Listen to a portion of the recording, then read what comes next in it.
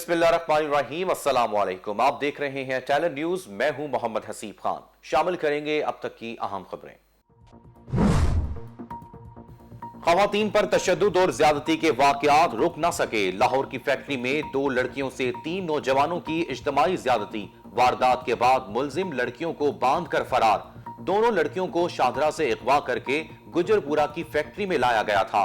Police ने factory मालिक को हिरासत में ले लिया। वाज़ेह रहे कि कुछ अरसा कबल रिंग रोड ज्यादती केस भी इसी थाने की हदूद में हुआ था। ज्यादती के एक के बाद एक वाक़े ने पुलिस की कारकर्दगी पर सवालिया निशान लगा दिया। ग्रेटर इकबाल पार्क में खातून से दस्तराजी का वाकया, केस में अहम पेशरफ्त। मुतासरा खातून ने 155 मुल्जिमान में से 6 को शनाख्त कर लिया। कैंप जेल के बाहर गिरफ्तार मुल्जिमान के वुरसा का एहतजाज। ट्रैफिक की रवानी मुतासिर, बेगुनाह बच्चों को पकड़ा गया, फौरी रिहा किया जाए, लवाहिकीन का मुतालबा। लाहौर हाई कोर्ट ने भी आयशा और साथी रैंबो के खिलाफ दरखास्त नाकाबिले समात करार देकर खारिज कर दी। कराची वाले हो जाएं तैयार, तूफानी बारिशों का सिलसिला शुरू। नशेबी इलाकों में अर्बन फ्लडिंग का खतरा।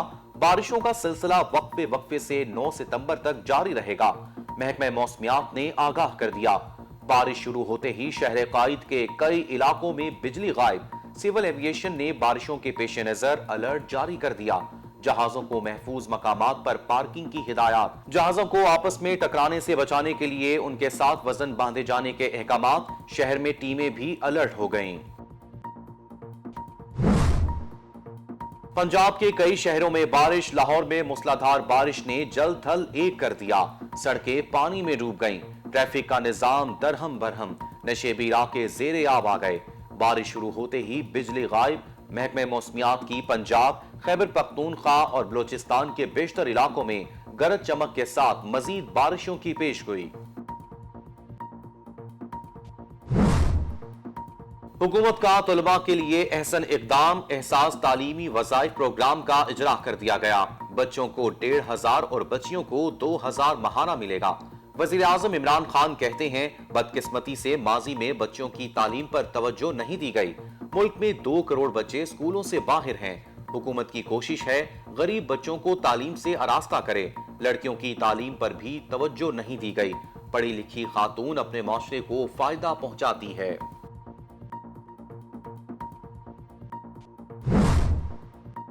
No vaccine no service. Petrol लेना है तो पहले वैक्सीन लगवाएं, सर्टिफिकेट दिखाएं। लाहौर समेत पंजाब भर में आज से कोरोना SOPs पर सख्ती से अमल दरामद करवाने का फैसला।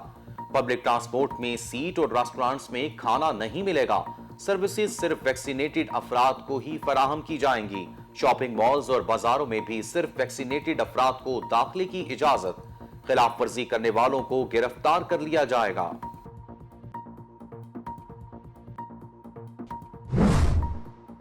कोरोना के वार मजीद तेज। एक दिन में 101 अफराद जिंदगी की बाजी हार गए।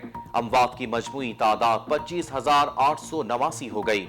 3,559 नए मरीज। लाहौर रावलपिंडी में भी कोरोना केसेस में खतरनाक हद तक इजाफा होने लगा।